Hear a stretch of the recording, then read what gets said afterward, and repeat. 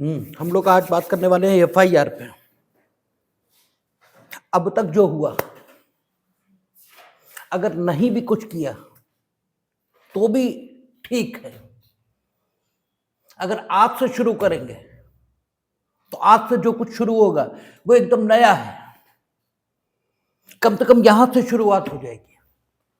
पीछे का जो है वो कभी और समझ लेंगे, लेकिन अब जो कुछ शुरू हो रहा है कम से कम इसे जरूर हमारे साथ साथ समझते चलें, क्योंकि अब बिल्कुल नई शुरुआत है। अब शुरू हो रहा है एफआईआर, इन्वेस्टिगेशन। और कोई भी कॉन्सेप्ट हो आइसोलेटेड वे में नहीं समझा जा सकता। इन्वेस्टिगेशन यानी क्या?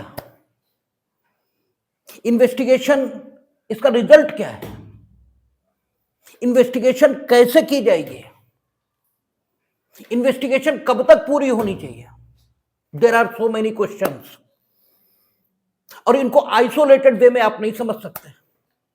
अगर आइसोलेटेड वे में आप समझना शुरू करेंगे तो सही निष्कर्षों पर नहीं होंगे। दिक्कत यही है, आप कोई भी कॉन्सेप्ट आइसोलेटेड वे में समझना शुरू करते हैं। बात शुरू करनी चाहिए डेफिनेशन से, और यह बात सब क्षेत्रों में ठीक है। जीवन का कोई क्षेत्र हो, आपको बात डेफिनेशन से ही शुरू करनी चाहिए। तो इन्वेस्टिगेशन यानी क्या? तो 2H इन्वेस्टिगेशन को परिभाषित करता है, और माननीय उच्चतम न्यायालय ने भी इन्वेस्टिगेशन के संदर्भों में कुछ कहा है। और एक चीज खूब समझ लीजिए, जीवन का कोई क्षेत्र आइसोलेटेड नहीं है। जो एक क्षेत्र में ठीक है वही सब क्षेत्रों में ठीक है। आज हम कुछ सुन रहे थे बैठे, तो बात एकदम क्लिक की है। वो कह रहा था कि 3 प्रकार के काम करने के तरीके हो सकते हैं। काम करने का एक तरीका एक्टिव होकर काम करना है, जिसमें आप कार्य के कर्ता हैं, आप ही सब कुछ कर रहे हैं। और दूसरा वे अकर्ता का है। अकर्ता में आप काम खुद नहीं करते, लेकिन काम के होने में व्यवधान पैदा नहीं करते, बल्कि काम के होने में सहयोग ये प्रदान करते हैं। वो काम का एक्टिव तरीका है, ये काम का पैसिव तरीका है। लेकिन काम का एक और तरीका है, और वो तरीका क्या है? ये जानना कि जो कुछ हम कर रहे हैं इसे करने की क्षमता हमें ईश्वर ने दी है, इसलिए इनफैक्ट हम कुछ नहीं कर रहे हैं, इनफैक्ट ईश्वर कर रहा है।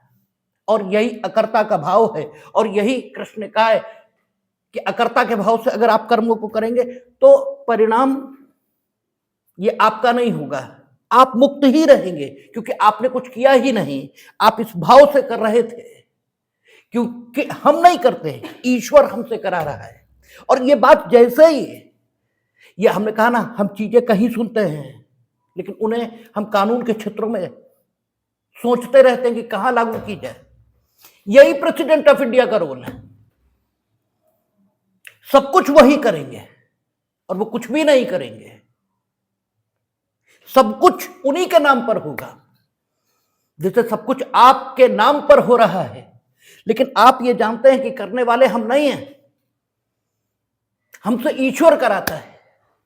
चाहे वो अच्छा है चाहे बुरा। आपके साथ दिक्कत ये है कि बुरा कराता है तब तो ईश्वर करा रहा है, और अच्छा करते हैं तो आप करते हैं। और जिस दिन आप ये समझ लेंगे कि सब कुछ वही करा रहा है, उस दिन बात ही खत्म हो जाएगी। तो यही ठीक स्थिति प्रेसिडेंट ऑफ इंडिया की है कि प्रेसिडेंट ऑफ इंडिया के नाम में होगा, लेकिन actually prime minister of India करेंगे। और जैसे अकर्ता के भाव से काम को करने में काम का परिणाम आपको नहीं भुगतना, ऐसे अकर्ता के भाव से प्रेसिडेंट ऑफ इंडिया चूंकि करते हैं, इसलिए काम का परिणाम वो नहीं भुगतेंगे। अनुच्छेद 361 है, और अनुच्छेद 361 के हिसाब से चूंकि प्रेसिडेंट ऑफ इंडिया ने सब कुछ किया किंतु कुछ नहीं किया, इसलिए परिणाम से वो आबद्ध नहीं हो सकते। आपने जो कुछ किया अकर्ता के भाव से किया, इसलिए परिणाम से आप आबद्ध नहीं हो सकते। स्वयं ईश्वर ये उन परिणामों के बारे में जो कुछ निर्णय लेना चाहेगा लेगा, लेकिन आप उससे मुक्त रहेंगे, ऐसा तो इस बात का उपयोग कानून की फील्ड में किया जा सकता है। तर्क एक ही जैसे, कोई भी चीज आइसोलेटेड वे में नहीं समझी जाएगी। अगर आप ये जानना चाहते हैं इन्वेस्टिगेशन क्या है, तो बात की शुरुआत डेफिनेशन से होगी। डेफिनेशन में 2H में कहा उन्होंने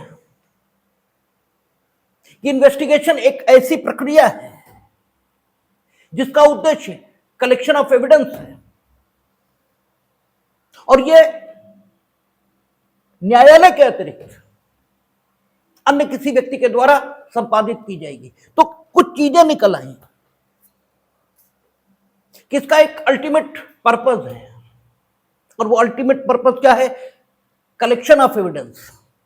इस बात को सुनिश्चित करना कि व्यक्ति जिसके ऊपर अपराध को करने का आरोप लगाया गया है उसने कोई अपराध किया प्रतीत होता है या नहीं। अगर ऐसा प्रतीत होता है कि उसने अपराध किया है, तो फिर इस बात का निर्धारण सक्षम न्यायालय को करना चाहिए कि उसे किसी अपराध के लिए दोषी सिद्ध करके दंडित किया जाए या न किया जाए। लेकिन इसके लिए जो विचारण की प्रक्रिया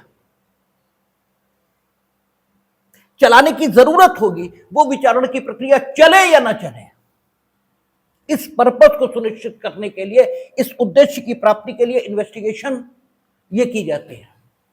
तो जब इन्वेस्टिगेशन इस उद्देश्य के लिए है कि व्यक्ति को विचारण के अधीन लाया जाए या न लाया जाए, तो जाहिर सी बात है इसे न्यायालय द्वारा नहीं किया जाना चाहिए। इसलिए इन्वेस्टिगेशन कभी भी न्यायालय के द्वारा नहीं की जाएगी। उसकी 2H जो इन्वेस्टिगेशन 2H हो सकता डेफिनेशन क्लास में, ठीक है, 2N हो गया। तो पुरानी CRPC चूंकि हमें याद है, इसलिए मुंह से वो निकलता है। अगर सेक्शन चेंज हुए हैं तो बेयर देखकर आप सेक्शन तदनुसार चेंज कर लेंगे। तो इन्वेस्टिगेशन उसका अपना एक निश्चित उद्देश्य है, और वो डेफिनेशन से निकल कर आता है। कौन करेगा? डेफिनेशन से निकलना है कि अदर देन कोर्ट नहीं करेगा, क्योंकि कोर्ट को अंततः विचारण करना है, इसलिए इन्वेस्टिगेशन वो नहीं करेगा। और इन्वेस्टिगेशन का एक ही उद्देश्य है, कलेक्शन ऑफ एविडेंस। किस बात के लिए? इसको सुनिश्चित करने के लिए कि क्या कोई अपराध किया गया और व्यक्ति को विचारण के सुपुर्द किया जाए या न किया जाए। तो 2H इन्वेस्टिगेशन को परिभाषित करती है, लेकिन 2H इन्वेस्टिगेशन को परिभाषित जरूर करती है, और इस रूप में परिभाषित करती है कि इन्वेस्टिगेशन इसका उद्देश्य है यह सुनिश्चित करना कि अपराध किया गया या नहीं किया गया, अर्थात कलेक्शन ऑफ एविडेंस इसका उद्देश्य है, और ये अदर देन कोर्ट किया जाएगा। लेकिन किया कैसे जाएगा? तो 2H को हम पढ़ते हैं 157 के साथ। जो पुरानी 157 है, इसमें अब 19 जोड़ लेंगे, क्योंकि 19 का अंतर BNSS में आ रहा है पुराने सेक्शन से। तो आप 19 जोड़ लेंगे, तो 157 प्लस 19 जो सेक्शन आएगा उसमें अन्वेषण की प्रक्रिया लिखी है कि अन्वेषण किस प्रक्रिया से चलेगा। तो 157 प्लस 19, इससे आप डिसाइड करेंगे कि what do you mean by investigation. आपसे अन्वेषण पर सवाल जरूर पूछा जाता है, वो एग्जाम कोई हो, आपसे अन्वेषण पर सवाल जरूर पूछा जाएगा। और जब भी आप सवाल लिखेंगे, यह दुनिया में आप किसी भी प्रश्न का उत्तर दे रहे हैं, खाली एग्जामिनेशन की बात नहीं है। प्रश्न का उत्तर देने का सही तरीका यही है कि आखिर कोई भी चीज क्यों, कैसे, किस उद्देश्य के लिए, कितने समय में, ये सारे सवाल होते हैं जो किसी सवाल के साथ जुड़े रहते हैं। तो इन्वेस्टिगेशन यानी क्या? First of all this question must be answered. Investigation का मतलब क्या है? तो इन्वेस्टिगेशन का कुछ मतलब तो निकलेगा 2H से, और इन्वेस्टिगेशन का कुछ पार्ट निकल कर आएगा 157 से, और इन दोनों को शामिल करके उच्चतम न्यायालय ने जो अन्वेषण की परिभाषा दी है, और वो अन्वेषण की परिभाषा अनेक मुकदमों में दी है, मुकदमों के नाम आप अपनी किताबों में देख सकते हैं। उन्होंने कहा अन्वेषण, इसका मतलब सबसे पहली चीज यह है कि प्रोसीडिंग टू द स्पॉट, जहां घटना हुई। अन्वेषण का अर्थ क्या है, अन्वेषण का उद्देश्य क्या है? अन्वेषण का उद्देश्य है साक्ष्य का संकलन। किस लिए? ताकि यह जाना जा सके कि क्या उस व्यक्ति को विचारण के अधीन करने का कोई आधार है, जिसके विरुद्ध आपराधिक अभियोग पंजीकृत कराया गया। किस सेक्शन में पंजीकृत होगा अभी देखेंगे, किस सेक्शन के मुताबिक पंजीकृत होगा देखेंगे। लेकिन अन्वेषण का उद्देश्य साक्ष्य का संकलन है। कौन करेगा अन्वेषण? न्यायालय के अतिरिक्त। अब न्यायालय के अतिरिक्त सरकारी एजेंसीज बची, जैसे पुलिस, सीबीआई, सीआईडी, और इसके अतिरिक्त प्राइवेट पर्सन भी न्यायालय के अतिरिक्त इस शब्दावली में आ जाएंगे। तो क्या प्राइवेट पर्सन भी इन्वेस्टिगेशन कर सकते हैं? कर सकते हैं। कब करेंगे देखेंगे अभी, लेकिन मोटा मोटा समझ लेंगे कि प्राइवेट पर्सन भी इन्वेस्टिगेशन कर सकेंगे अदर देन कोर्ट।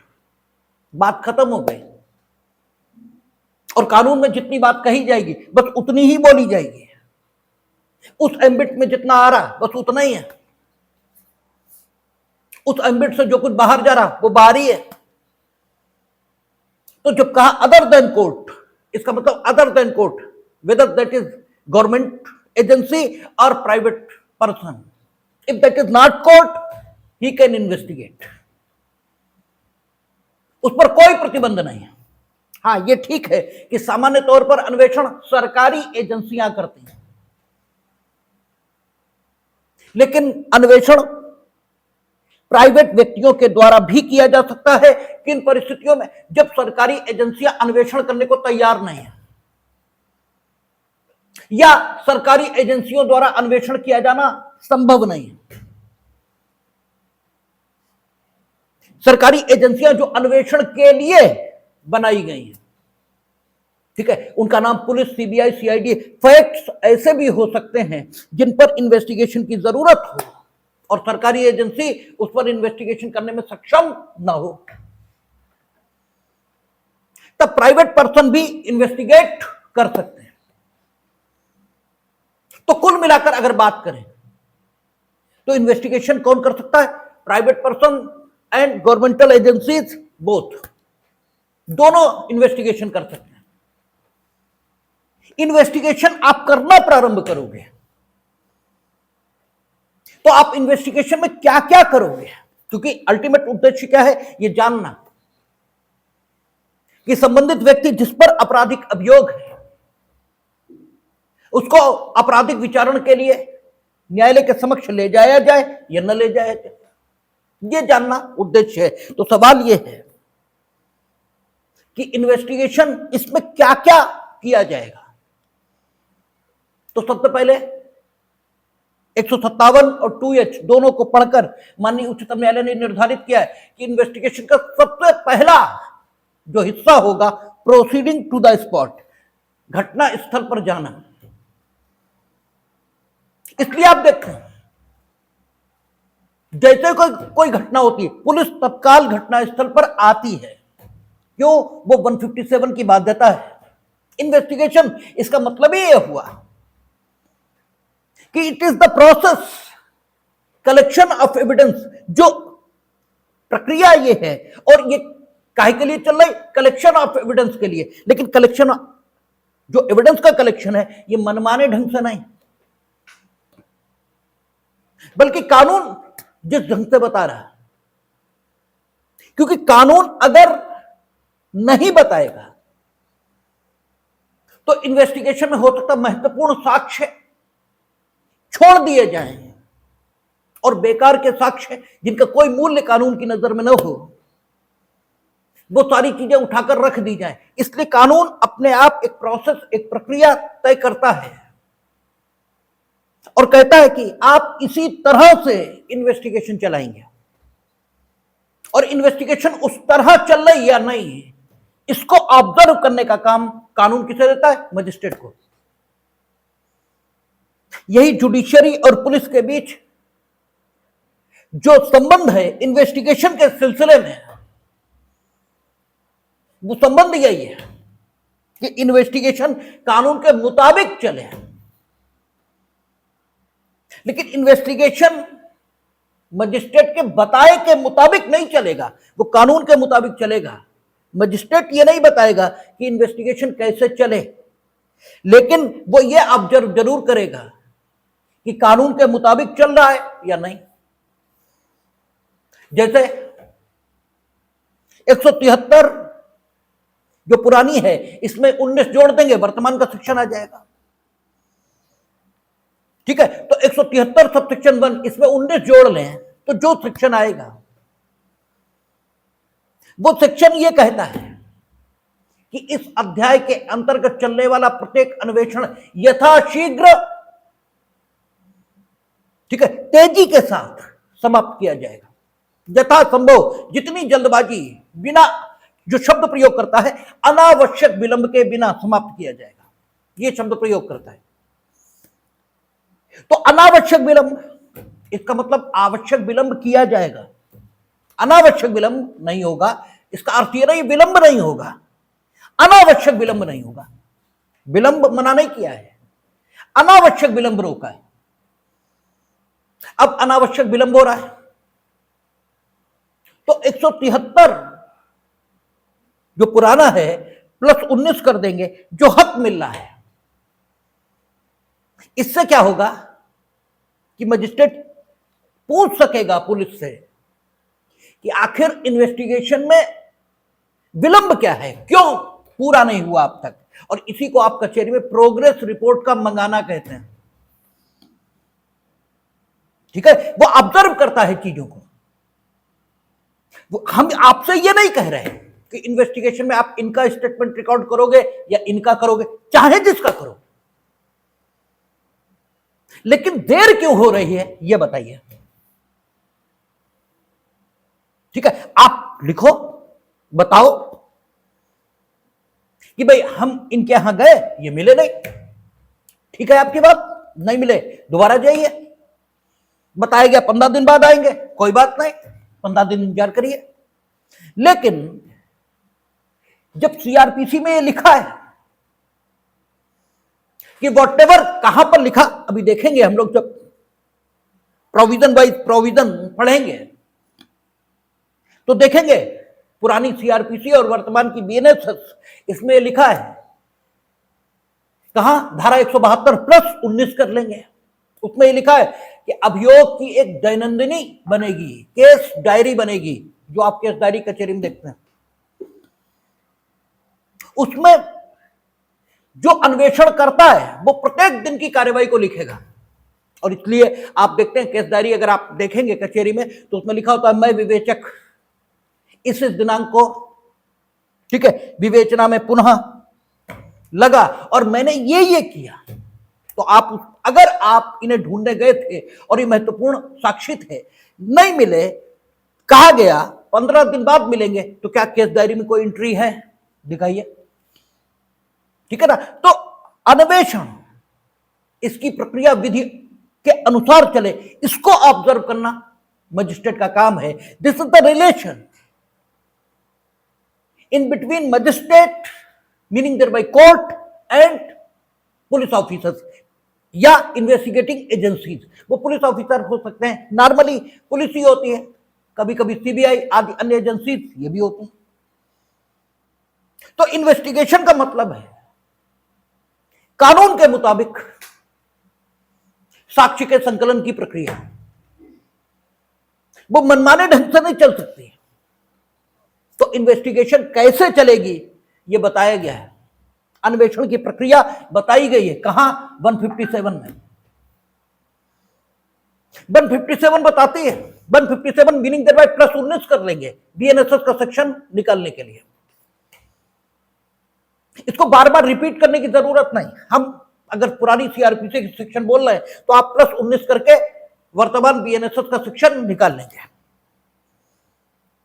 तो वहां अन्वेषण की प्रक्रिया है, और अन्वेषण की प्रक्रिया सबसे पहली ड्यूटी जो पुलिस ऑफिसर पर रखती है वो क्या रखती है कि you must proceed towards the place of occurrence.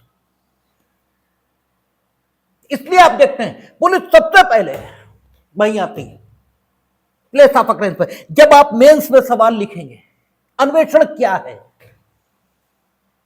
तो आप फर्स्ट ऑफ ऑल इन्वेस्टिगेशन जो परिभाषित है वो लिखेंगे,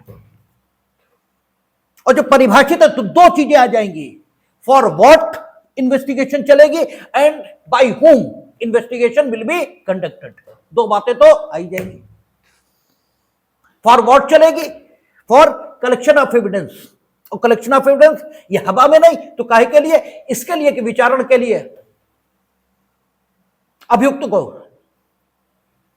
न्यायालय के समक्ष उपस्थित किया जाना चाहिए या नहीं, यानी purpose of investigation. And by whom the investigation will be conducted, that will be that may be the government agency and private person also. Private person कब होगा आगे देखेंगे, लेकिन first of all you must give the definition, and after that the procedure of investigation. Because ठीक है, procedure ये हमेशा इसीलिए बनाया जाता है ताकि काम को यथार्थ में संभव बनाया जा सके। अगर काम, वही हमने कहा था हजरत मोहम्मद मेराज के सफर पर गए, 5 नमाजें मिल गई, लेकिन पढ़ोगे कैसे? पढ़ोगे कैसे? भाई कह दिया जाए 5 बार नमाज पढ़नी, पढ़ेंगे कैसे? ये तो शरीयत बताएगी, और शरीयत में 2 चीजें शामिल, सुन्नतुल कौल, सुन्नतुल फ़ैल। ये शरीयत से डिसाइड होगा कैसे पढ़ेंगे। तो whatever has been commanded by anybody, if you want to convert that in reality, then there must be a process. अगर प्रोसेस नहीं है तो कैसे होगा? इन्वेस्टिगेशन ये कहती है कि कलेक्शन ऑफ एविडेंस होना चाहिए। कलेक्शन ऑफ एविडेंस कैसे होगा? इसलिए अन्वेषण की प्रक्रिया बनानी जरूरी है, तभी तो कलेक्शन ऑफ एविडेंस हो पाएगा। अदरवाइज नमाज पढ़नी है यही पता रहेगा, कैसे पढ़नी है पता ही नहीं रहेगा। ठीक है, कैसे पढ़नी है ये भी तो पता लगे। तो अन्वेषण की प्रक्रिया रखी गई, और उसमें कहा गया कि you must proceed towards the place of occurrence, क्योंकि जब आप प्लेस ऑफ अकरेंस पर पहुंचेंगे तभी कुछ आगे मामला बढ़ सकता है। अब तुम प्लेस ऑफ अकरेंस पे जाके खड़े नहीं हो जाओगे कि पहुंच गए प्लेस ऑफ अकरेंस पे। कुछ लोग इसी ढंग की बातें करते हैं, जैसे उनसे कहो यहां आओ, ठीक है, जैसे इनसे हमने उस दिन कहा इसे ऑन कर दो, तो ऑन कर दिया, बैठ गए। अरे ऑन कर दो इसका मतलब यह है कि हमें बताओ भी क्या ऑन हो गया। ठीक है, अगर आप सिर्फ ऑन कर देंगे तो हमें कैसे पता लगेगा कि चीज ऑन हो गई और अब हमें बोलना स्टार्ट करना चाहिए। ठीक है, तो प्लेस ऑफ अकरेंस पर पहुंचना यह कोई लक्ष्य नहीं हो सकता स्वयं में, क्योंकि अल्टीमेट लक्ष्य क्या है? Collection of evidence. तो कलेक्शन ऑफ एविडेंस कैसे होगा? तो आगे 157 में कहता है तथ्य और परिस्थितियां जो प्लेस ऑफ अकरेंस पर मौजूद हैं, तथ्य और परिस्थितियां वहां मौजूद होंगी। अगर विवादित तथ्य वहां घटे हैं तो विवादित तथ्यों के जो परिणाम है वो उस मिट्टी में दिखाई देंगे। विवादित तथ्य क्या है? ए ने बी का कत्ल किया है, खून वहां पड़ा दिखाई देगा। ये क्या है? ये परिणाम है। ठीक है ना। और जो प्रसंग हेतु परिणाम कहा रिलेवेंट है, सेक्शन 7 एविडेंस एक्ट का था, पुराने एविडेंस एक्ट का कोट कर रहे हैं, और है अभी भी, नए में कुछ बदल गया हो तो 5 हो गया। तो प्रसंग हेतु परिणाम ये आपको प्लेस ऑफ अकरेंस पर पता लगेगा। और फिर वहां क्या करते हैं, उन्होंने कहा मिट्टी खून आलूदा, मिट्टी सादा, ये हम कलेक्ट कर रहे हैं, because that will B produce in the court at the proper time. ठीक है, ताकि ये साबित किया जा सके कि प्लेस ऑफ अकरेंस पर कुछ हुआ था, विवादित तथ्य अस्तित्व में आए थे। ठीक है, तो आप प्लेस ऑफ अकरेंस पर जाएंगे, सबसे पहली अपेक्षा 157 करता है। अन्वेषण क्या है, हम इस पर बात कर रहे हैं। अन्वेषण कब शुरू होगा, इस पर बात नहीं कर रहा, अभी इस पर बात ही नहीं शुरू की। अन्वेषण क्या है, सबसे पहली बात इस पर, what do you understand by investigation. तो इन्वेस्टिगेशन का एक सामान्य अर्थ ये सेक्शन 2H बता रहा है। इन्वेस्टिगेशन कौन करेगा, ये सामान्य तौर पर 2H वर्णित कर रहा है कि न्यायालय के अतिरिक्त अन्य कोई भी। इन्वेस्टिगेशन कैसे होगी, जैसे ये सवाल आएगा 157 प्लस 19 बीएनएसएस के लिए और पुराने के लिए 157, ये जानना उसी सेक्शन से पता लगेगा। सबसे पहले क्या करना है आपको, you must proceed towards the place of occurrence. सबसे पहले वहां पहुंचिए, जब वहां आप पहुंचेंगे तभी कुछ हो सकेगा। और जब वहां पहुंचेंगे तो काहे के लिए पहुंचेंगे, ये अगली बात 157 लिखती है कि तथ्यों और परिस्थितियां जो अपराध की रही हैं, उन अपराध की तथ्यों और परिस्थितियों का पता चलाने के लिए। अपराध की क्या तथ्य रहे हैं, अपराध की क्या परिस्थितियां रही हैं, किन परिस्थितियों में अपराध हुआ है, उन तथ्यों और परिस्थितियों का पता चलाने के लिए आप वहां पहुंचेंगे। और जब तथ्य और परिस्थिति का पता चलाते हैं तभी पुलिस कभी प्लेस ऑफ अकरेंस पर आती, तुमने दुकानदार से पूछा, ठीक है। और जब सीडी होती है, सीडी में जो विटनेसेस होते हैं उनमें एक साक्षी का नाम वो लिखते हैं समयी साक्षी। वो कहता है हमने सुना कि ऐसा ऐसा हुआ। उस साक्षी का जब स्टेटमेंट आप पढ़ेंगे केस डायरी में तो केवल इतना ही लिखा होता है कि हमने सुना कि ऐसा ऐसा हुआ। फिर उसका लिखा क्यों, क्योंकि इस साक्ष्य का तो कोई अर्थ हो ही नहीं सकता कानून की नजर में, क्योंकि इसने तो सुना है, देखा ही नहीं। ये आई विटनेस नहीं है, लेकिन समयी साक्षी का लिखा होना यह तय करता है कि police officer place of occurrence पर गया था। अरे जब भाई प्लेस ऑफ अकरेंस पर आप पहुंचोगे तो कुछ मिलेंगे जो कहेंगे हमने देखा, कुछ मिलेंगे जो कहेंगे नहीं देखा। आपको सिर्फ वही लोग मिल गए जो कहते हैं हमने देखा, आपको एक भी ऐसा आदमी नहीं मिला जो कहता नहीं देखा। ये प्रोबेबिलिटीज इन्वेस्टिगेशन के फेयर होने की खत्म करता है।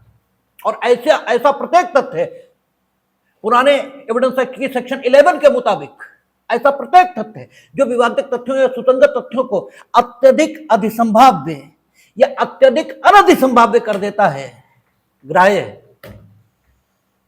इसलिए सवाल किया जाता है वहां कि जब आप गए थे प्लेस ऑफ अकरेंस पर, कितने लोग आपको मिले थे जिन्होंने कहा कि हमने कुछ नहीं देखा, घटना के बारे में सुना, क्या कोई मिला था?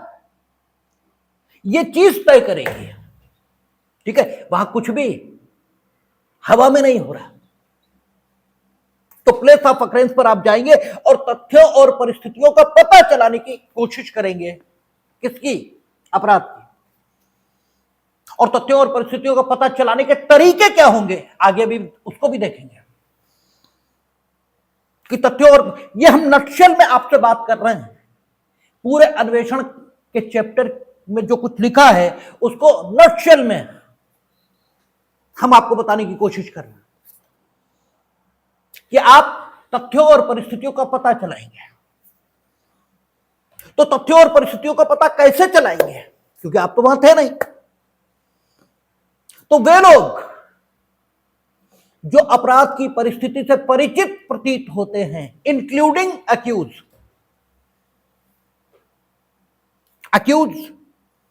इसका स्टेटमेंट जब पुलिस ऑफिसर रिकॉर्ड करेगा तो उसकी एविडेंटरी वैल्यू क्या होगी, या अभियुक्त को कौन से हक होंगे और कौन से हक नहीं होंगे, ये नंदिनी सतपथी एक मुकदमा हुआ है, उस पर बात करेंगे आगे। जब हम पहुंचेंगे धारा 160 पर तब देखेंगे 160 प्लस 19, पुराने सेक्शन कोड कर रहे हैं, प्लस 19 वहां बात करेंगे। लेकिन यहां पर इतना कहना पर्याप्त होगा कि जब, क्योंकि अभियुक्त जो नामित किया गया उसे कहते हैं, जरूरी नहीं है कि अभियुक्त जिसे नामित कर दिया गया उसी ने वाकई अपराध किया हो। अन्वेषणकर्ता का काम है सही व्यक्ति विचारण के सुपुर्द हो, इसको सुनिश्चित करना। हो सकता है उसका नाम किसी ने फर्जी लिखा दिया हो, तो इंक्लूडिंग अक्यूज, और वो भी अपराध के तथ्यों और परिस्थितियों से परिचित व्यक्ति होगा। ठीक है, एविडेंटरी वैल्यू क्या होगी, दैट इज डिफरेंट मैटर। उसे क्या सुरक्षाएं हासिल होंगी, अलग मसला है। लेकिन पूछताछ पर रोक नहीं लगेगी, वो तो होगी। ठीक है, तो तथ्यों और परिस्थितियों से परिचित प्रतीत होने वाले व्यक्तियों से वो पूछताछ का हक रखेगा, और अगर आवश्यक समझेगा तो धारा 160 प्लस 19 उसे हक देती है कि उन व्यक्तियों के, ठीक है, स्टेटमेंट वो रिकॉर्ड भी कर सकता है। धारा 160 तो नहीं, 161 प्लस 19, 161 प्लस 19, और उन्हीं को आप कचहरी की भाषा में 161 के स्टेटमेंट कहा करते हैं। उन 161 के स्टेटमेंट की एविडेंटरी वैल्यू क्या होगी, ये बात करेंगे जब 162 प्लस 19 जो सेक्शन बनेगा बीएनएसएस का, उसको पढ़ाएंगे, तब उस पर बात करेंगे। लेकिन पुलिस ऑफिसर चूंकि 160 प्लस 19 बीएनएसएस और 160 सीआरपीसी, उसमें यह लिखा है कि जो अन्वेषण करता है वो यदि उचित समझे तो अपराध के तथ्य और परिस्थिति से परिचित प्रतीत होने वाले व्यक्ति के स्टेटमेंट का ज्ञापन तैयार कर सकता है, जिसे आप 161 का स्टेटमेंट कहते हो। और इसका अर्थ यह भी है कि यदि उचित न समझे तो नहीं तैयार करेगा। ठीक है, तो तैयार नहीं करेगा। लेकिन एक सवाल इसमें भी पैदा होता है, उचित समझे तो तैयार करेगा, यह लिखा है। इसका मतलब यह भी निकला कि अनुचित समझे, उचित न समझे तो नहीं करेगा। लेकिन एक व्यक्ति को कब उचित समझना चाहिए, यह भी तो एक सवाल है भाई, यह भी तो एक सवाल है कि कब व्यक्ति को उचित समझना चाहिए। अगर अपराध के तथ्य और परिस्थिति के संबंध में बहुत महत्वपूर्ण बात साक्षी ने कही और वो 161 के स्टेटमेंट में नहीं है, तो दो बातें हैं, या तो साक्षी ने वो बात कही नहीं, और या कही तो इन्होंने रिकॉर्ड न करके अपने वैधानिक दायित्व का उल्लंघन किया है, लापरवाही की है। वैधानिक दायित्व का उल्लंघन भले ही न किया हो, क्योंकि उल्लंघन किया ये जानबूझकर उल्लंघन करने को ध्वनित करता है, लेकिन लापरवाही तो है ही है। कम से कम लापरवाही और अधिकतम जानबूझकर किया गया लोप यह है। इसका एविडेंटरी, इसका साक्षिक मूल्यांकन क्या होगा, कैसे होगा, आगे देखेंगे। लेकिन यहां आपको यह जान लेना जरूरी है, यही प्रासंगिक है कि इसीलिए कचहरी में पूछा जाता है जब आईओ आता है कि क्या साक्षी ने यह बात आपको बताई थी, आपने इन्वेस्टिगेशन, जो आपका इन्वेस्टिगेशन है उसमें यह बात अंकित नहीं है, लेकिन साक्षी ने अपने कथन में जो उसने साक्ष्य में किए हैं न्यायालय के समक्ष, उसमें यह कथन किया है, तो क्या आपको यह बात बताई थी उसने? अन्वेषणकर्ता जो उत्तर दे। अब अगर वो बात इतनी महत्व की है कि एक सामान्य विटनेस से अपेक्षा की जाती है कि वो बात वो बताएगा, ठीक है ना, वो बात वो बताएगा और फिर भी वो अंकित नहीं है, ठीक है ना, तो फिर यह भी हो सकता है कि आईओ ने अंकित किया न किया हो, और यह भी हो सकता है कि उसने बताई ना हो, ठीक है, दोनों बातें हो सकती हैं, लेकिन इसका लाभ अंततः अभियुक्त को मिलेगा, इसका लाभ तो अंततः अभियुक्त को जाएगा, इसलिए बचाव पक्ष इन बातों को उठाता है वहां। खैर वो एक अलग बात है, जब हम वहां पहुंचेंगे तो विस्तार से बात करेंगे, लेकिन फिलहाल आप इतना समझेंगे कि अन्वेषण में क्या करेगा पुलिस अधिकारी। तो 157 कहता है आप कहां जाएंगे, प्लेस ऑफ अकरेंस पे। दूसरा आप क्या करेंगे, आप अपराध के तथ्यों और परिस्थितियों से परिचित प्रतीत होने वाले व्यक्तियों से बातचीत करेंगे, ठीक है, उनके स्टेटमेंट अगर जरूरी समझेंगे तो आप रिकॉर्ड करेंगे, ठीक है, अंतर्गत धारा 161 प्लस 19 आप रिकॉर्ड करेंगे। दूसरा आप क्या करेंगे, ऐसी चीजें जिन्हें आप सीज करना समुचित समझे किसी अन्वेषण या विचारण या जांच के प्रयोजनों से, तो पीछे 102 थी, 102 बदल गया होगा सेक्शन, उसमें आप सीज भी कर सकते थे चीजें, ठीक है, सीजर की शक्तियां आपको प्राप्त थी, तो पुलिस अधिकारी वो सीजर भी करेगा। अगर तलाशी लेनी है, ठीक है, तो 165 पहले सीआरपीसी में थी प्लस 19 अन्वेषण करते पुलिस अधिकारी की किसी स्थान की तलाशी संबंधी शक्तियां हैं, उनमें वो तलाशी लेगा और चीजों को प्राप्त करने की कोशिश करेगा। यानी आप प्लेस ऑफ अकरेंस पर जाएंगे, तथ्यों और परिस्थितियों से परिचित प्रतीत होने वाले व्यक्तियों के स्टेटमेंट रिकॉर्ड करेंगे, सर्च एंड सीजर करेंगे जो आप जरूरी समझते हैं, और इस प्रकार अन्वेषण को अनावश्यक विलंब के बिना समाप्त करने का प्रयत्न करेंगे, ठीक है। जब आप साक्ष्य का संकलन करेंगे तो साक्ष्य के संकलन में दोनों चीजें शामिल होंगी, अपराध के तथ्यों और परिस्थितियों से परिचित प्रतीत होने वाले व्यक्तियों इनके स्टेटमेंट ये भी आप रिकॉर्ड करेंगे, और सर्च एंड सीजर ये भी करेंगे, अभिग्रहण और तलाशी ये भी कानून द्वारा प्रदत्त शक्तियों के अंतर्गत आप करेंगे। जब आप व्यक्तियों के स्टेटमेंट लेंगे उस समय आप क्या कर पाएंगे और क्या नहीं कर पाएंगे, इसके संबंध में पिछली सीआरपीसी की सेक्शन शायद 165 है, प्लस 19 कर देंगे तो बीएनएसएस का आ जाएगा, उसमें शायद ये लिखा है, उसी में संभवतः ये लिखा है कि आप साक्षी को, नहीं 165 में तो तलाशी है, 163 होगा, यस 163, उसमें लिखा है कि आप साक्षी को धमकी, उत्पीड़न ये सब नहीं देंगे, ठीक है ना। तो ये अन्वेषण कैसे चलेगा इस संबंध में बातचीत है, और फिर अन्वेषण कितने समय में समाप्त होगा, तो अनावश्यक विलंब के बिना, अनावश्यक विलंब के बिना। अब अन्वेषण समाप्त हुआ तो सवाल यह है कि निष्कर्ष दो हो सकते हैं, एक कि जिस अपराध के बारे में हम अन्वेषण कर रहे थे वो अपराध हुआ है, और दूसरा कि जिस अपराध के बारे में हम अन्वेषण कर रहे थे या तो वो हुआ नहीं, और अगर हुआ तो उन व्यक्तियों का पता लगाने में हम असमर्थ हैं जिन्होंने किया, ठीक है ना। अन्वेषण करने के लिए 157 ये भी कहेगी कि आप जब प्लेस ऑफ अकरेंस पर पहुंचेंगे तो अगर कोई ऐसे व्यक्ति हैं जिनके नाम अपराध के कर्ता के तौर पर खुले हुए हैं तब तो कोई बात नहीं, अन्यथा अपराध किसने किया है इसको पता लगाने का प्रयास भी आप करेंगे।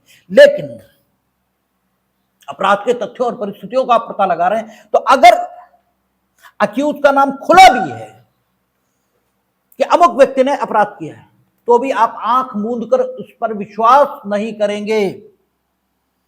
अपराध के तथ्यों और परिस्थितियों का पता लगाने में यह शामिल है कि आप कोशिश करें ये जानने की कि क्या वाकई इसने किया है, क्योंकि आप कोई पूर्वाग्रह निर्मित करके नहीं चलेंगे।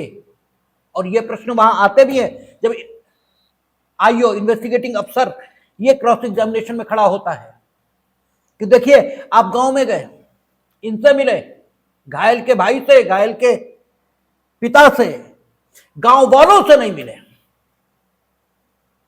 गांव वालों से क्यों नहीं मिले? आप पता करने की कोशिश करते। अगर वो कहीं मिले तो आपने सीडी में इसका उल्लेख नहीं किया, तो क्यों मान लिया जाए आप मिले थे? जबकि 172 आप +19 बीएनएसएस और 172 आप पर यह दायित्व रखती है कि आप जो कुछ करें during investigation, you must record that on that book which is, ठीक है, given to you by the state government and named, which is named as case diary. You must enter all that in that book, and you have not entered. Then why? On your statement we should rely. ठीक है, हम आपकी बात को reliable क्यों माने?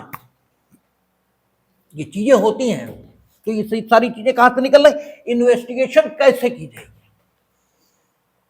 अब अगर इन्वेस्टिगेशन का रिजल्ट ये है कि अपराध हुआ और अभियुक्त को विचारण हेतु न्यायालय के समक्ष प्रस्तुत किया जाना चाहिए, तो साक्षी जो उस मामले में हैं उनसे एक बंध पत्र ये निष्पादित कराया जाएगा। मेरा ख्याल है 170, 170 शायद है, 170 या 171 में होना चाहिए। उसमें एक बंध पत्र उन साक्षियों से निष्पादित कराया जाएगा। 170 में 171 में होना चाहिए सीआरपीसी, और 171 +19 में होना चाहिए बीएनएसएस। ऐसा ही है, 20 है, चलो नहीं, उधर 170 बनी है, वहां ये लिखा है कि अगर साक्ष्य के संकलन से ये प्रतीत होता है कि अभियुक्त व्यक्ति ने अभिकथित अपराध किया है, तो क्या करेगा? उन व्यक्तियों से जो उस मामले में साक्षी हैं, इस आशय का बंध पत्र पुलिस ऑफिसर लेगा कि जब न्यायालय उनको आहूत करेगा तो वे साक्षी के तौर पर न्यायालय में उपस्थित होंगे। किंतु ऐसे व्यक्तियों से न्यायालय के समक्ष जाने की अपेक्षा इससे पूर्व नहीं की जाएगी। जब न्यायालय उन्हें साक्षी के तौर पर आहूत करे, उससे पूर्व न्यायालय के समक्ष उनसे जाने की अपेक्षा नहीं की जाएगी। और अभियुक्त को अन्वेषण में संकलित साक्ष्य के साथ न्यायालय के समक्ष भेजा जाएगा। अंतर्गत धारा 173, जिसे आरोप पत्र का प्रेषित किया जाना, यह नाम दिया जाता है। एक चीज और, अगर अन्वेषणकर्ता को ऐसा लगता है कि जिस साक्षी का कथन वो ड्यूरिंग इन्वेस्टिगेशन रिकॉर्ड कर रहा है, ये साक्षी महत्व का है और ये आगे बदल सकता है,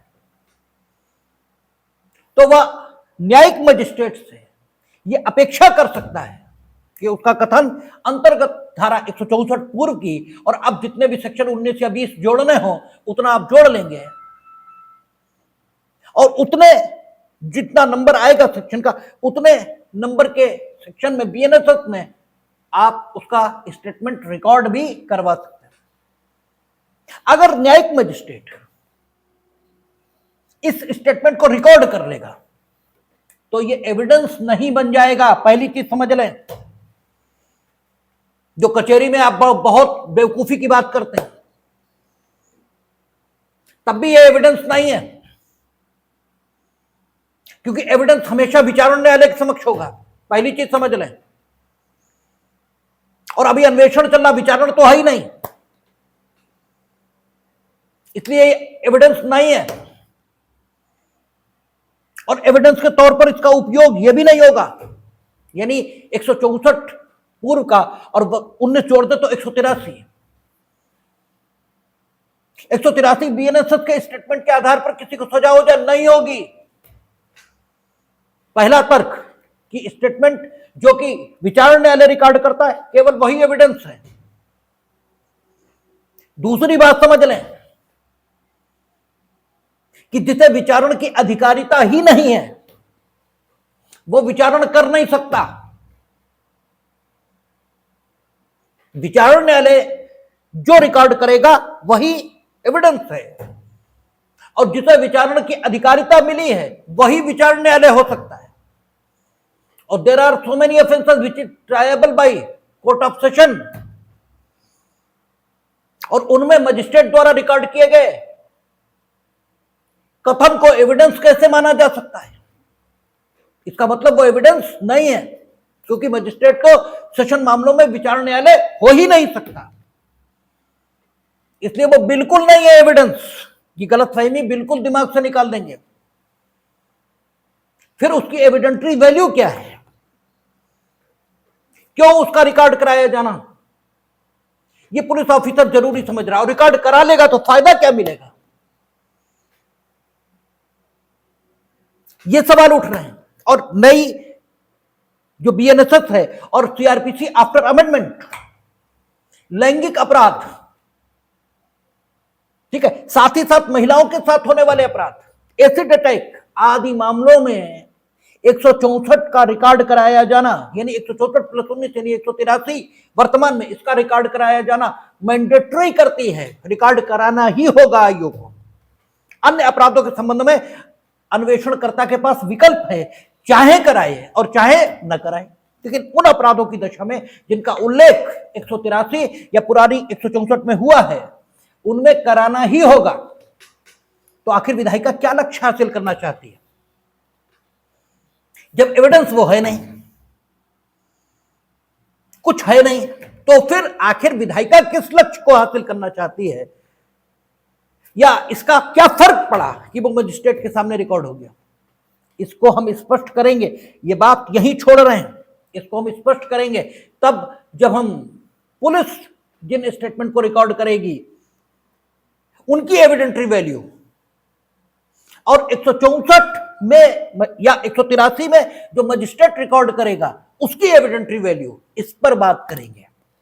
और वो तभी करेंगे जब हम वहां पहुंच जाएंगे। इन दोनों के साक्षिक मूल्य में जबरदस्त फर्क है।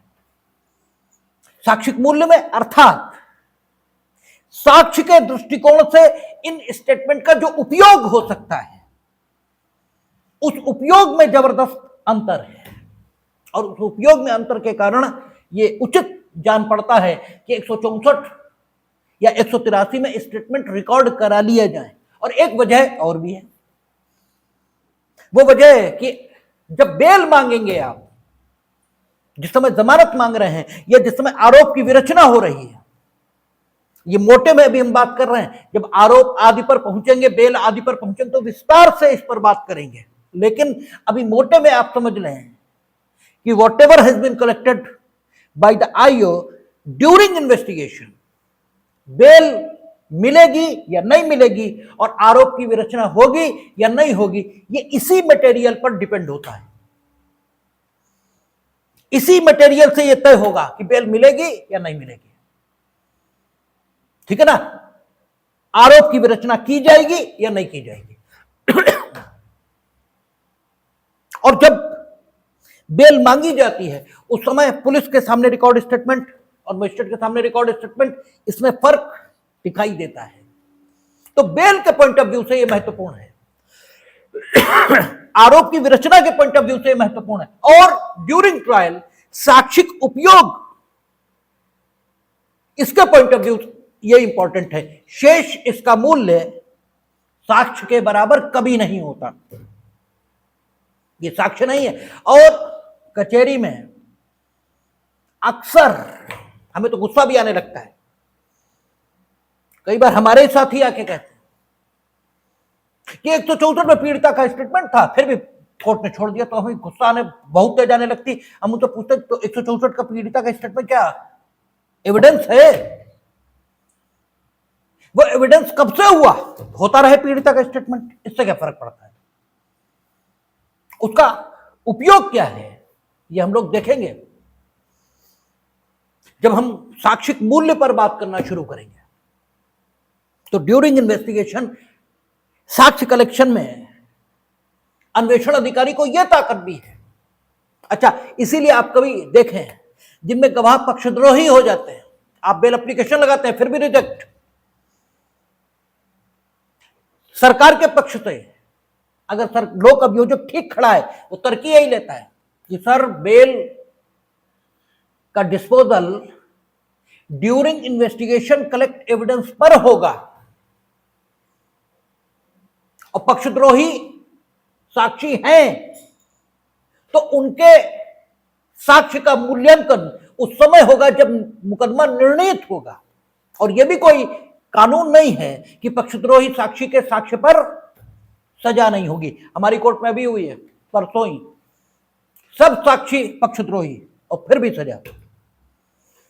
कारण पत्नी का कत्ल है, कुल्हाड़ी से है। आप ऐसा नहीं कहते कि आपके घर में डकैती पड़ी थी, आप ऐसा नहीं बताते कि किसी ने घुसकर आपकी पत्नी की हत्या कर दी। इस संबंध में कोई एफआईआर भी आपने नहीं कायम कराई है। रात के वक्त आप, आपका बच्चा और पत्नी यही है घर में, कुल्हाड़ी से मौत होती है, लाश आपके घर में है, किसने मारा आप बताइए? कौन मारा? 106 एविडेंस एक्ट विशेषतः ज्ञात तथ्य जिसकी जानकारी में उसी पर साबित करने का भार रखती है। आप बताइए किसने मारा? कुल्हाड़ी आपकी निशानदेही बरामद हो रही है, आपको कैसे पता कि हत्यारे ने हत्या करने के उपरांत हत्या का हथियार कहां छिपाया है? आपको कैसे मालूम? तो कहते रहे पक्षद्रोही साक्षी, इससे क्या होता है? इसलिए कभी भी पक्षद्रोही साक्षी के साक्ष्य का मूल्यांकन ये तो अंत में होगा। आप बेल अभी मांग रहे, तो बेल का निर्धारण हमेशा अन्वेषण में संकलित साक्ष्य के आधार पर होता है। इसलिए आप सारे विटनेसेस पक्षद्रोही होते हैं और फिर भी रिजेक्ट। और तब एज ए जूनियर जब हम भी जाते तो हमें बड़ा आश्चर्य होता था कि ये कैसे है, ठीक है, कि सब पक्षद्रोही है, कुछ नहीं बन रहा। और वाकई कुछ नहीं बनता, ये तो एकाध मामले में हमेशा छूटता ही है, हमेशा छूटता मीनिंग दर अधिकतर मामलों में छूट ही जाता है। लेकिन बेल सब रिजेक्ट, क्योंकि बेल का निर्धारण साक्ष्य का मूल्यांकन तो अंत में करेंगे हम। आज थोड़ी हो रहा साक्ष्य का मूल्यांकन, आज तो ड्यूरिंग इन्वेस्टिगेशन जो कलेक्ट है उस पर। तो इन्वेस्टिगेशन यानी क्या? आप जब इस प्रश्न का उत्तर लिखेंगे तो ये सब लिखने की जरूरत नहीं, ये तो हम आपको समझाने के लिए बोल रहे थे। लेकिन जब इन्वेस्टिगेशन का मतलब आप लिखेंगे तो आप लिखेंगे इन्वेस्टिगेशन 2H किस उद्देश्य के लिए और कौन करेगा। फिर 157 अन्वेषण के अंतर्गत क्या क्या किया जाएगा। आप प्लेस ऑफ अकरेंस पर जाएंगे, तथ्यों और परिस्थितियों का पता लगाएंगे। यदि अननेम्ड अक्यूज है तो किसने किया है उसे खोजने का प्रयत्न करेंगे। नेम्ड है तो भी क्या उसने वाकई किया है इसे संकलित करने की कोशिश करेंगे। कलेक्शन ऑफ एविडेंस कैसे करेंगे? तो कलेक्शन ऑफ एविडेंस में सर्च एंड सीजर भी शामिल है और recording of statement of the witnesses ये भी शामिल है। अब सवाल, आप कौन से अपराध के बारे में अन्वेषण करेंगे? आप अन्वेषण पुलिस में भी किस स्तर का अधिकारी करेगा? ठीक है ना? क्या कांस्टेबल करेगा? क्या हेड कांस्टेबल करेगा? क्या पुलिस का उप निरीक्षक करेगा? क्या डीजीपी करेंगे या एसपी करेंगे? कौन करेगा अन्वेषण? कौन करेगा? और देखिए अन्वेषण क्या है तो नटशेल में आप लिखेंगे बात, 2H लिखेंगे, 157 लिखेंगे और फिर अन्वेषण कौन करेगा। यह सच हो। हम कह रहे हैं इसलिए नहीं, 156 एक कहती है इसलिए। 156(1) मीनिंग देयर बाय +19 कर लें, जो सेक्शन आ जाएगा बीएनएसएस का वो हो गया। 156(1) कह रही है, इसलिए ये सचो करेगा। तो क्या एसपी नहीं करेंगे, क्या सीओ नहीं करेंगे, तो फिर करते कैसे? तो आपको पीछे हम पढ़ा कर आए, पुरानी सीआरपीसी में धारा 36 थी और अब कितनी हो गई? मेरा ख्याल है 29-30, वही 30 से लेकर 36 तक देखेंगे मिल जाएगी। वहां लिखा है कि अपने थाना क्षेत्र में एसएचओ की जो ताकत है वह पुलिस के वरिष्ठ अधिकारियों की उस क्षेत्र में ताकत है जिस क्षेत्र के लिए वे तैनात हैं। एसपी जिले के लिए तैनात है, तो एसएचओ की जो ताकत अपने थाना क्षेत्र में है, एसपी की वही ताकत संपूर्ण जिले में है, डीजीपी की वही ताकत पूरे प्रदेश में है। इसलिए जो एसएचओ अपने थाना क्षेत्र में कर सकता है वो सारा कुछ पुलिस के वरिष्ठ अधिकारी उन क्षेत्रों में कर सकते हैं जिन क्षेत्रों के लिए वे तैनात हैं। इसलिए एसएचओ इन्वेस्टिगेट कर सकता है 156(1) में, अगर तो डीजीपी भी इन्वेस्टिगेट कर सकते हैं। करते नहीं है वो एक अलग बात, ताकत होना अलग बात है, ताकत का उपयोग करना या न करना ये दूसरी बात। कर सकते हैं। तो एसएचओ किस सेक्शन के मुताबिक इन्वेस्टिगेट करता है? 156(1) के मुताबिक। सवाल यह है कि एसएचओ क्या अपने थाना क्षेत्र में, ठीक है, जो अपराध घटित हुए हैं केवल उनका अन्वेषण कर सकता है? क्या उन अपराधों का अन्वेषण नहीं कर सकता जो उसके थाना क्षेत्र में घटित नहीं हुए? तो इस संबंध में जब हम लोग 156(1) पढ़ेंगे तो इसे हम जोड़ेंगे किससे? 177 से लेकर 189 तक जो पूर्व की सीआरपीसी में उपबंध दिए गए हैं उनसे जुड़ेगी ये बात, और 177 से 189 तक क्रिमिनल कोड का जुडिक्शन ये दिया हुआ है। ठीक है, अब +19 कर लेंगे, बात आ जाएगी बीएनएसएस की। तो वो क्षेत्र यहां पर मोटा समझेंगे, वो क्षेत्र जो एसएचओ के अधिकार में है, ठीक है, उस पर अधिकारिता रखने वाले आपराधिक न्यायालय को जिन जिन अपराधों के संबंध में अन्वेषण का हक प्राप्त है उन सब एसएचओ के अधीन जो थाना क्षेत्र है, वो थाना क्षेत्र जिस न्यायिक मजिस्ट्रेट की या जिस दंड न्यायालय की अधिकारिता की स्थानीय सीमाओं के अंतर्गत है, वो दंड न्यायालय जिस जिस अपराध के संबंध में विचारण की शक्ति रखता है, एसएचओ उन सब अपराधों के संबंध में अन्वेषण की शक्ति रखता है। यानी एसएचओ की अन्वेषण की ताकत दांडिक न्यायालय की विचारण की ताकत से जुड़ी हुई है। उसके थाना क्षेत्र पर जिस दंड न्यायालय की अधिकारिता का विस्तार है, वो दंड न्यायालय जिस अपराध का विचारण कर सकेगा, उस अपराध का अन्वेषण एसएचओ कर सकेगा, भले ही वो अपराध एसएचओ के थाना क्षेत्र में न हुआ हो। ये बात यहीं छोड़ देंगे, इस बात को अभी हम बहुत स्पष्ट नहीं कर रहे क्योंकि अभी आपका माइंड उतना मैच्योर नहीं है जो इतना कठिन कॉन्सेप्ट ग्रैस्प कर पाए। दिमाग की अपनी मैच्योरिटी के लेवल हैं, वो धीमे धीमे मैच्योरिटी की ओर बढ़ता है। मोटे में समझ लेंगे, मोटे में, क्योंकि रिकॉर्ड हो रहा है इसलिए मेरी बात गलत ना हो, इसलिए हमने 156(1) को कोट किया। यहां पर आपके लिए इतना समझ लेना पर्याप्त है कि एसएचओ इसे अन्वेषण की ताकत है और सामान्यतः इस ताकत का विस्तार उसके अपने थाना क्षेत्र में घटित अपराधों के संबंध में है। सामान्यतः शब्द लगाया है मैंने, इसका मतलब यह हुआ कि एक्सेप्शनली मामला पलट भी जाएगा। इसके अलावा अगर मान लीजिए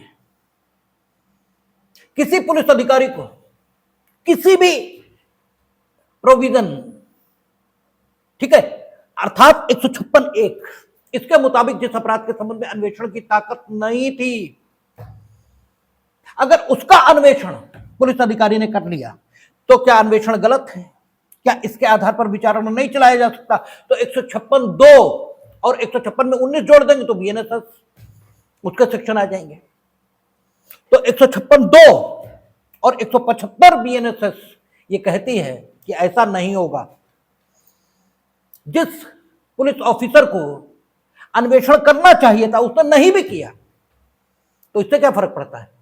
अगर अन्वेषण विधि अनुसार हुआ है तो फर्क क्या पड़ता है, इन्होंने किया या इन्होंने किया?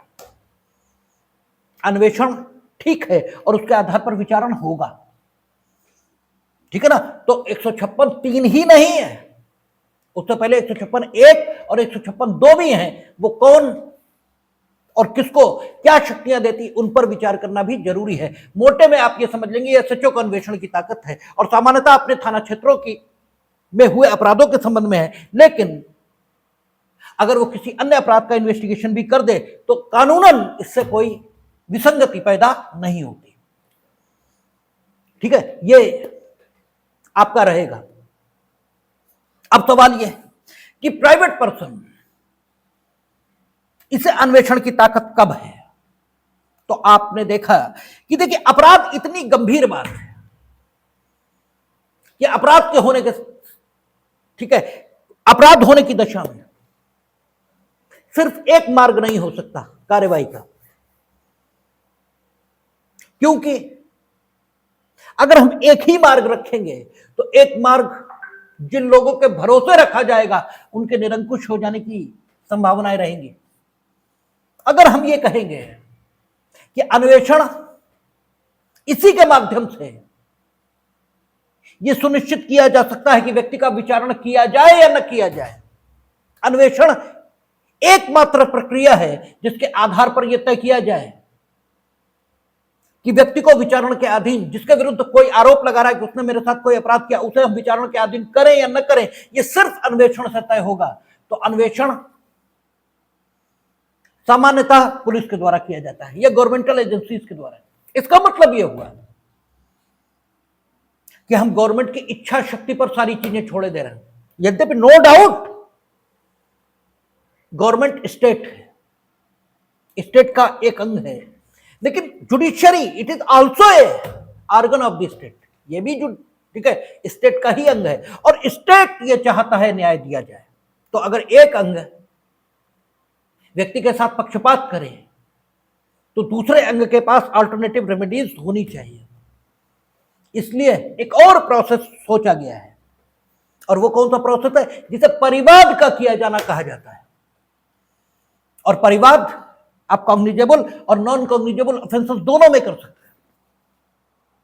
और परिवाद क्या है, ये 2D पिछला सेक्शन था, अब परिभाषा खंड में बदल गया है परिवाद का सेक्शन।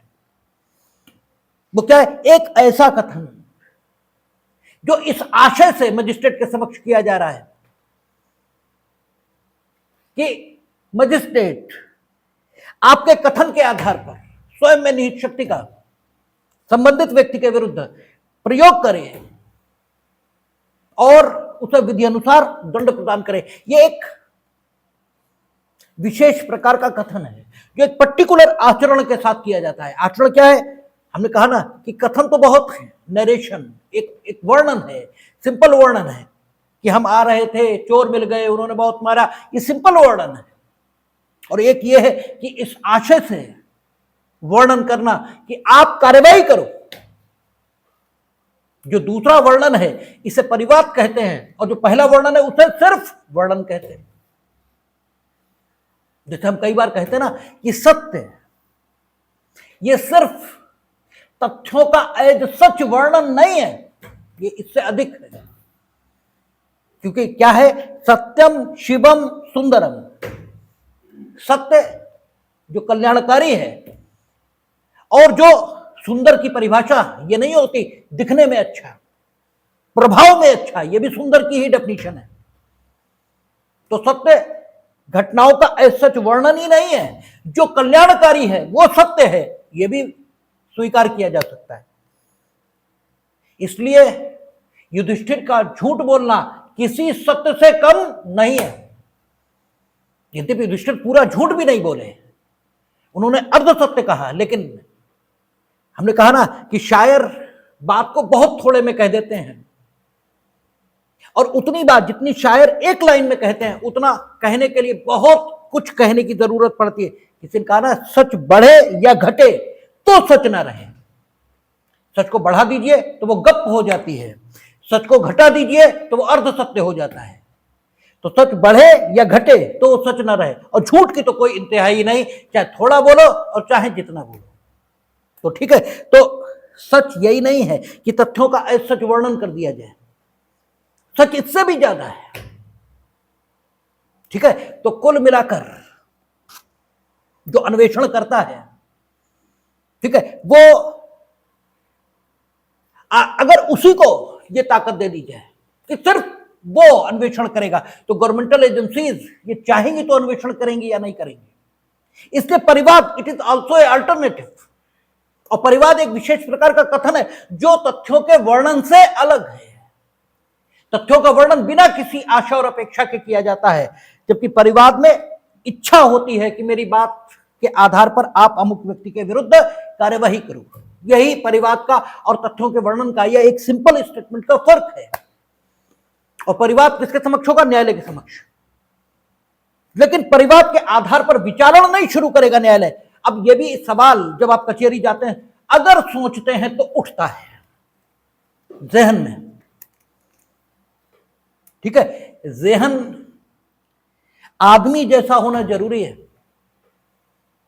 ठीक है। और आदमी जैसे जहन दो ही हैं, एक फलसफाना जहन कहा जाता है, एक तार्किक कहा जाता है, एक रीजनेबल, एक फलसफा, एक दार्शनिक चिंतन, ठीक है। एक मनुष्य का स्वभाव दार्शनिक चिंतन का होता है, और एक तर्कशील मनुष्य होता है कि यह है तो यह है। और कुछ लोग मूर्ख होते हैं जिनका कोई जहन नहीं है, उन्हें बेवकूफ कहते हैं। तो अगर थोड़ा सा भी आप सोचेंगे तो एक सवाल उठेगा कि न्यायालय जब इससे परिवाद किया जाएगा तो क्या सीधे विचारण शुरू होगा? नहीं, विचारण एक बहुत कठोर प्रक्रिया है, विचारण एक बहुत कठोर प्रक्रिया है, यूं ही किसी को नहीं किया जा सकता। तो अगर आप किसी के खिलाफ शिकायत कर रहे हैं तो एक जांच ये बनती है। अब चूंकि न्यायालय अन्वेषण नहीं कर सकता, अन्वेषण इसीलिए हम कर रहे थे कि पता लग जाए विचारण करें न करें, कितनी दम है इनकी बात में जो शिकायत करता है। तो यहां पर न्यायालय क्योंकि उससे परिवाद किया गया तो अन्वेषण तो करेगा नहीं, तो वो जो कुछ करेगा उसे हम जांच की कार्यवाही कहेंगे। और जांच सिर्फ इसी तथ्य की नहीं होती, अन्य प्रकार की जांचें भी हैं जो समय के साथ सामने आती जाएंगी। जांच एक ऐसी कार्यवाही जो न्यायालय के द्वारा की जाएगी, पीछे हम लोग देख भी चुके हैं, 145 की कार्यवाही, 147 की कार्यवाही, ठीक है। ये सारी जांचें ही थी, क्यों? न्यायालय कर रहे थे। 133 की कार्यवाही सारी जांचें ही थी, 133 प्लस 19, 145 प्लस 19, 19 जोड़ते जाएंगे, बीएनएस के सेक्शन आते जाएंगे। तो जांच यहां पर की जाएगी इस उद्देश्य से ताकि यह सुनिश्चित हो कि व्यक्ति का विचारण किया जाए या न किया जाए, और इसे परिवाद या इस्तगासे की कार्यवाही कचहरी की भाषा में बोला जाता है।